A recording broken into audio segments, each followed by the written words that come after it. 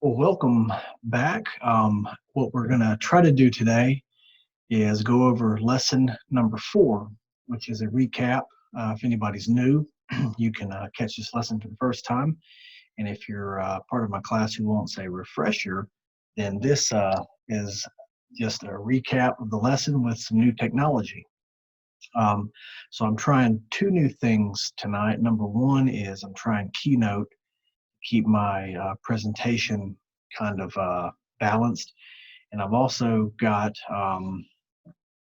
just the Bible app that can come up and, and show us the scriptures when we need to read too.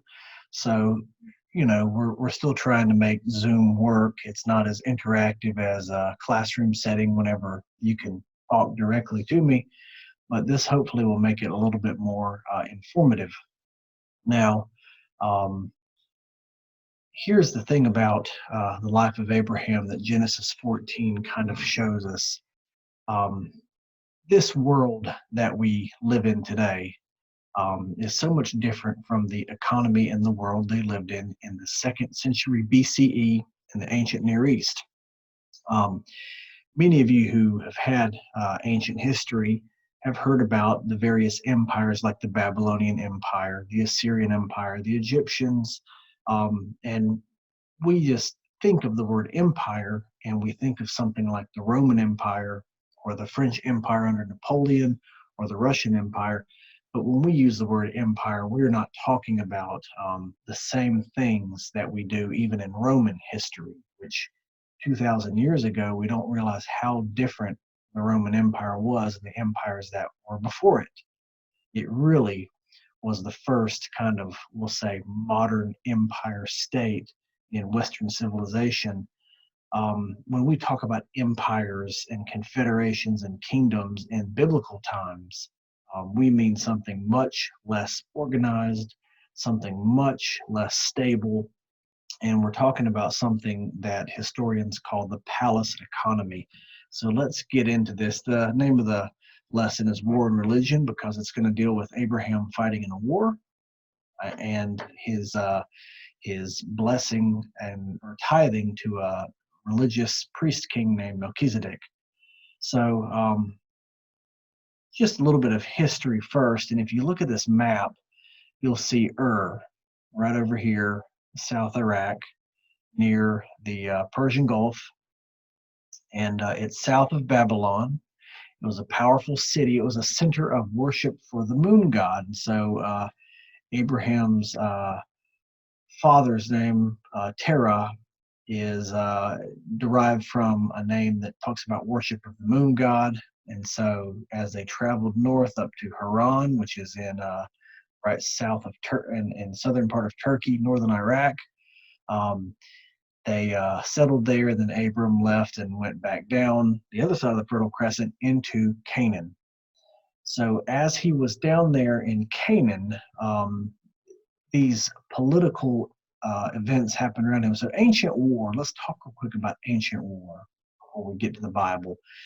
Ancient war was mainly about securing allegiance and resources. It was not about holding land far away from one's power base. So they weren't trying to conquer and hold land. There was not enough men, resources, logistics, food to do stuff like that. You really didn't have that at this time in world history. The technology just wasn't there. You would go into an area, beat up the king, either depose him and replace him with someone else, or just let a bunch of chaos ensue. And unless they were very close to you, a city was usually not taken over. And so they were trying to keep the confederations of city states together. They were trying to bully people for resources. That was mainly what it was about. And the Bronze Age economy was based off of trade and flow of raw materials. So, for example, we know that in the Mediterranean, there was a lot of bronze and tin, a lot of metals being shipped over towards Babylon. And then the stuff from Babylon would get shipped back across the sea to them. They would ship textiles back, things like that. So you had a lot of raw materials being sent to these areas where they were refined down into bronze and made into weapons. And those cities would keep those secrets, almost like state secrets, away from other powers so that they could have an economic, um, just like a monopoly almost on a certain type of technology. And so this whole economy collapsed around 1200 BC when these people called the Sea Peoples went around and started destroying a lot of the trade routes, and then the whole thing just kind of came undone. And so about 1200 BCE, you have this large destructive layer in all these cities, even cities that are separate from each other. And they don't know if lower class populations rose up against their leaders as the economy failed or what in some of these areas, but they know the ones around the coast were from the Sea Peoples who just came in and tore things up, burned it down, and took it over, and then settled around there and took over the economy.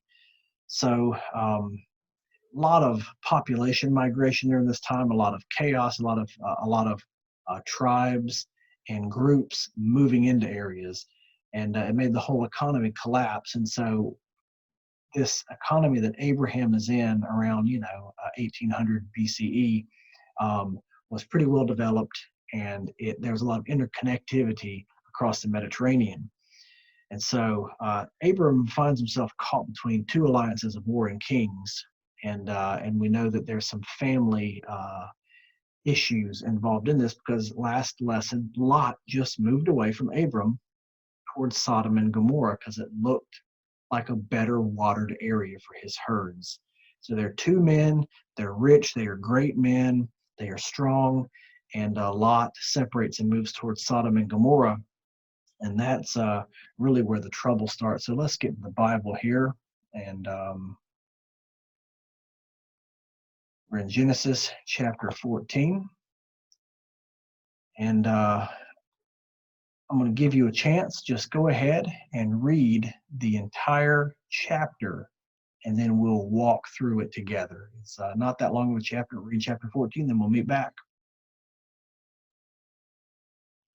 Well, all right. I want to talk real quick about what's going on in this chapter. So, as I said, there's this palace economy, and it is pretty interesting because you've got these different nation states and not nation states, but city states and kings that are fighting each other. And like I said, it's over resources. They are making sure that everyone is good. So look at the Mediterranean economy real quick here. The palace economy meant that local kings of city-states controlled the wealth and foreign policy of their city region. So all the trade and all the technology would come through the palace. All the resources would come through the palace, and they would trickle those resources down to the people who lived in the city around them. So if you knew the king or were good with the king, you got the money, and if not, you didn't. That's why there were these trade guilds and things like that. There were groups of people who had a almost like a pass from the king to do certain industries. You like if you dyed clothes purple, just an example, you had to have permission of the king to do that. He gave you the right to work and get the dye and get everything. So the economy was based around the palace and the king. So many cities would unite around an influential king or form like a confederation of loose affiliate cities to achieve their economic and military goals. And like I said before, warfare was often just to hit a reset button on the loyalty of a certain city. And so this map shows really the path that these kings take in chapter 14. And so going back over here to the Bible, in the days of Amraphel, king of Shinar. Now, where have we seen the word Shinar before in the Bible before this? That's right, the Tower of Babel. That was built in the plain of Shinar, which is in Babylon. So Amraphel, king of Shinar, Arioch, king of Elasar, Chedorlaomer, king of Elam, and Tidal, king of Goyim. And Tidal we know is like a Hittite royal word, and Goyim just means like nations. And that's a really good description of who the Hittites were. They're a bunch of loose affiliated tribes. And that Tidal, the word there, is like I said, it's like a word for king. So we know that the people it's talking about really are people and words that were used back in the ancient times that this took place. So this is really a historical document here. We don't know who all these kings are, but like I said, we do know they're using the right words. They're talking about the right people. And so I'm going to show you something real quick on my phone.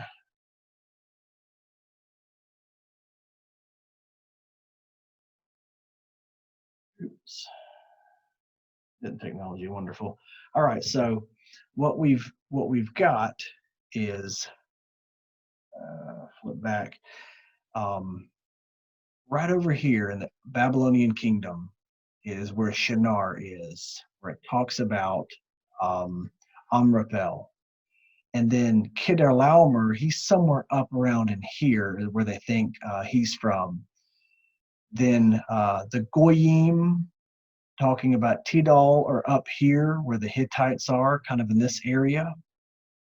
And the other guy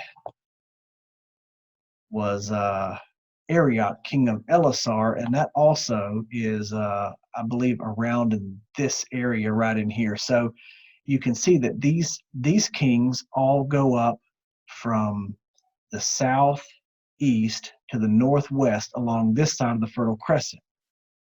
And they're coming down this side to the area between Canaan and the desert, where there are some city-states that they're going to deal with because those guys have stopped serving Chedorlaomer. And so he seems to be the chief amongst the alliance that they're kind of banding together with, and he's going to restore this economic cooperation by force. And so this war that's going on, it's these kings over here marching north across the Fertile Crescent and then coming down to the south. And so what you see, my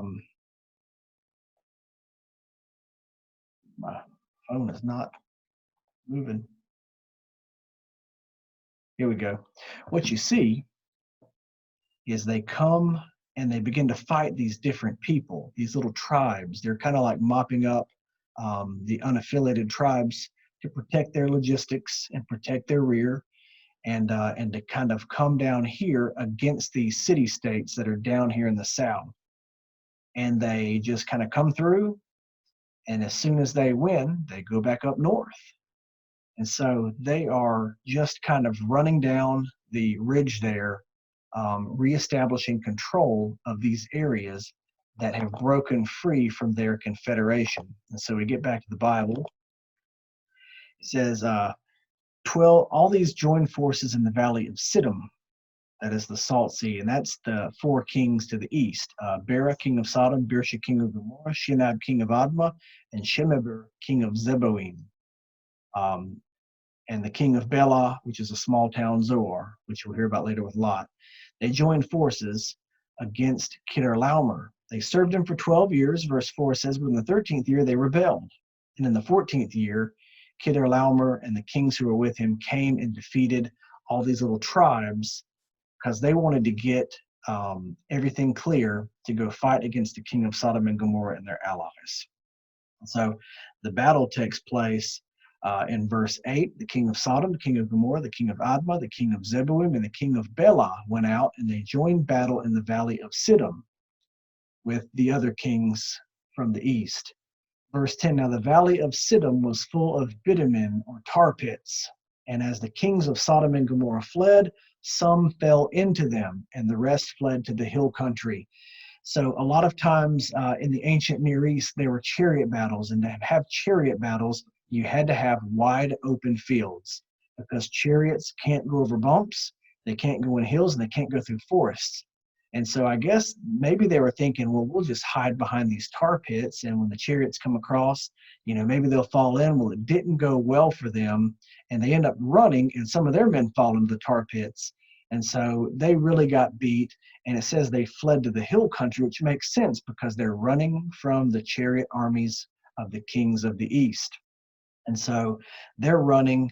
And it says here, so in verse 11, so the enemy took all the possessions of Sodom and Gomorrah and all their provisions and went their way. So they just plundered them. They also took Lot, the son of Abram's brother, who was dwelling in Sodom, and his possessions, and went their way. We don't know why Lot had moved to Sodom, and we know he moved near there, but maybe he got a little too cozy with them. Maybe he was forced to go there and guard them for military duty since he was living so close to them. But they captured him.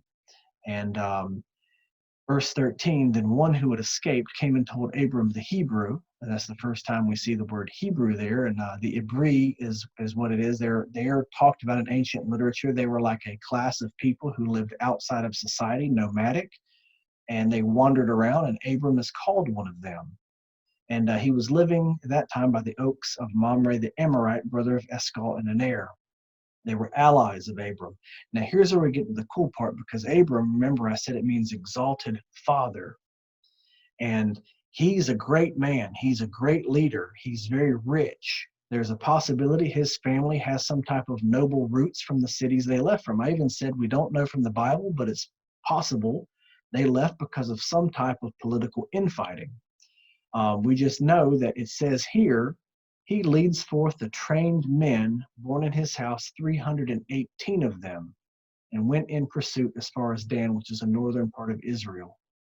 So Abram knows warfare.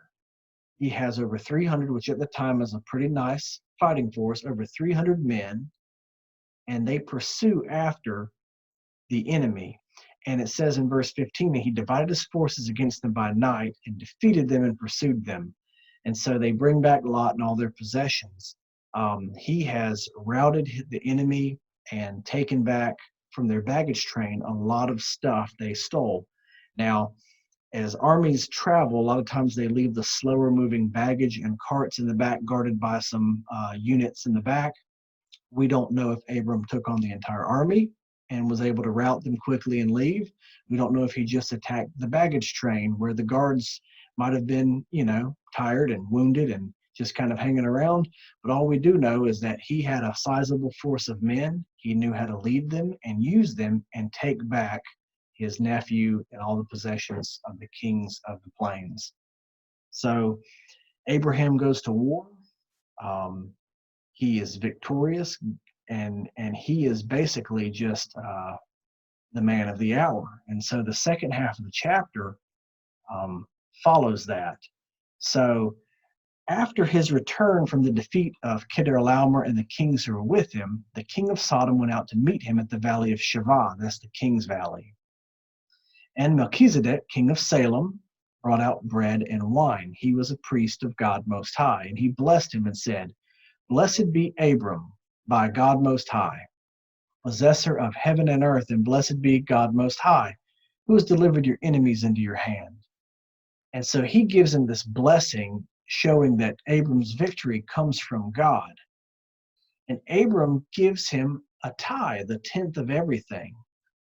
And so there are two kings around Abram, Melchizedek and the king of Sodom. And look at Melchizedek, blesses Abram, and Abram tithes to him. Now look at the king of Sodom. And the king of Sodom, verse 21, said to Abram, Give me the persons, but take the goods for yourself. He's kind of in a bad mood, I guess, because he got trounced by the other kings, and he just wants his people back. But Abram said to the king of Sodom, I've lifted my hand to the Lord, God Most High, possessor of heaven and earth, that I would not take a thread or a sandal strap of anything that is yours, lest you should say, I've made Abram rich. I will take nothing but what the young men have eaten, and the share of the men who went with me. Let Aner, Eshcol, and Mamre take their share. So Abram looks after his allies, but he won't take anything. This again is showing that Abram's faith is growing and it's developing. He knows that God is going to take care of him. Remember, he failed when he went to Egypt. When he came back and there was a disagreement between Lot's herdsmen and his herdsmen, Abram has faith that God will provide for him, and he stays in the land. Lot leaves. And now, once again, he's acting in faith. He knows that God will protect him, and he's not going to let plunder from battle make him rich from the king of Sodom. He's going to allow God to provide for him. So the two kings, one of them gives him a blessing and receives a tithe.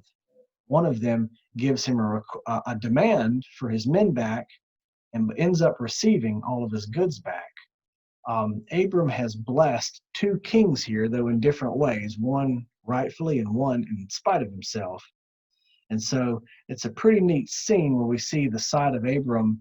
Like I said before, his name, Exalted Father, may mean more about him than we really know from the biblical story.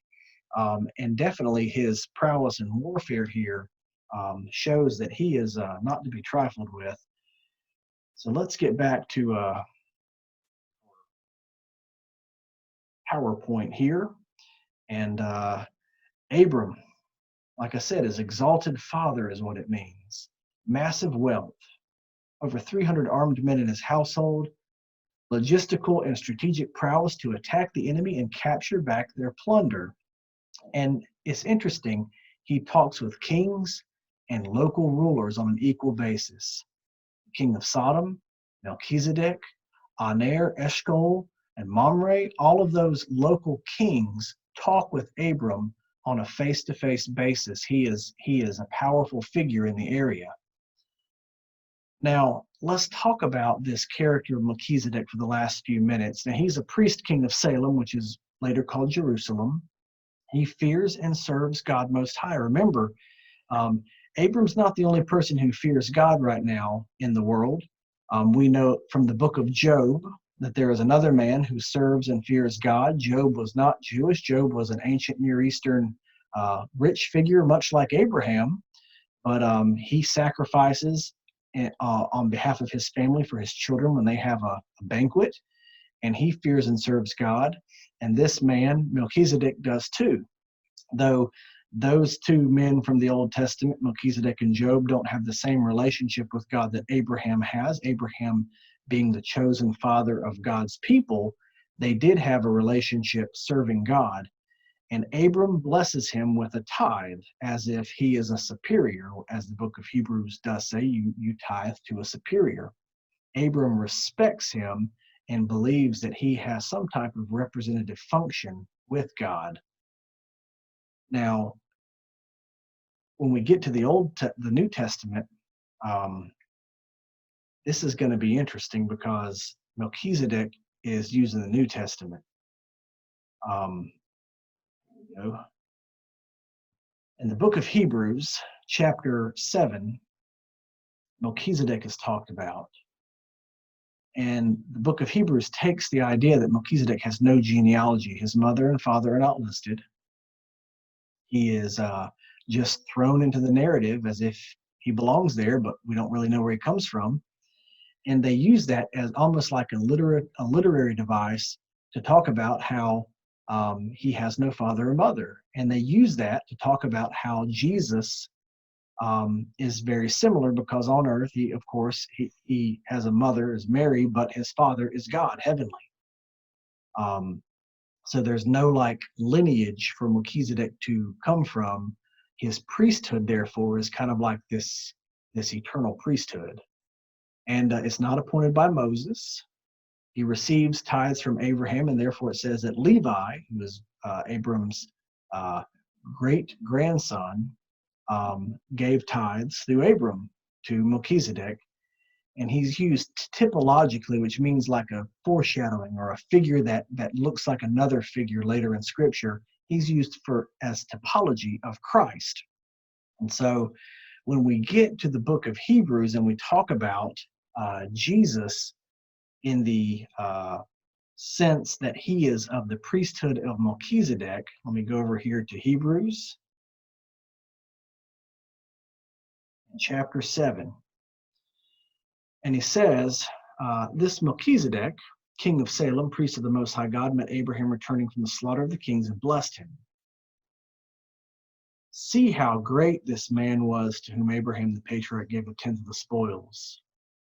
And those descendants of Levi who received the priestly office have a commandment in the law to take tithes from the people, that is, from their brothers, though these are also descended from Abraham. But this man, who does not have his descent from them, received tithes from Abraham, blessed him who had the promise. It is beyond dispute that the inferior is blessed by the superior. So they're making a case that Melchizedek has a greater priesthood than Aaron from Moses, because Abram, from whom Moses came, gave a tithe to Melchizedek. And so they're taking this idea that Jesus is not a priest from Aaron because he's not of the tribe of Levi. He's from Judah. Verse 14. And it says, this becomes even more evident when another priest arises in the likeness of Melchizedek, who has become a priest not on the basis of legal requirement concerning bodily descent, but by the power of an indestructible life.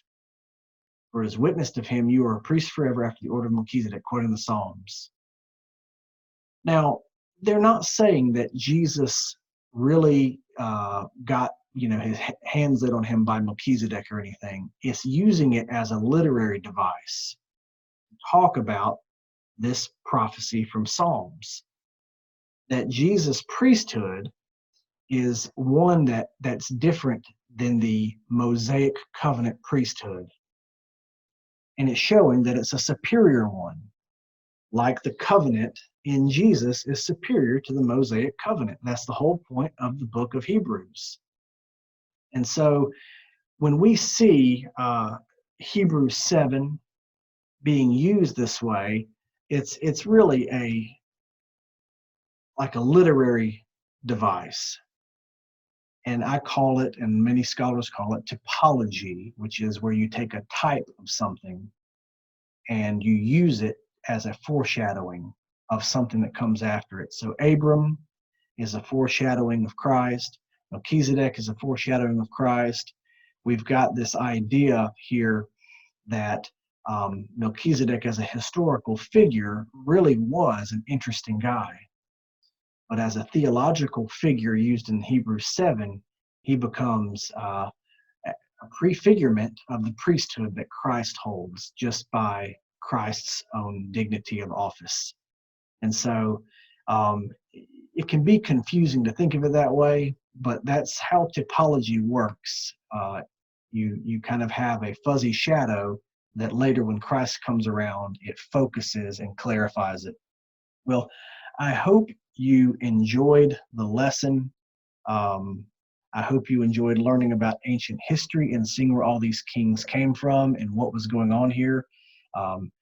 As we move into chapter 15 next, we're going to deal with justification by faith and Abram's his big talk with God, probably the most important conversation he has with God in Genesis, and one of my favorite chapters in the Bible. I hope that you'll tune in for that, and we'll see you next time. Thank you.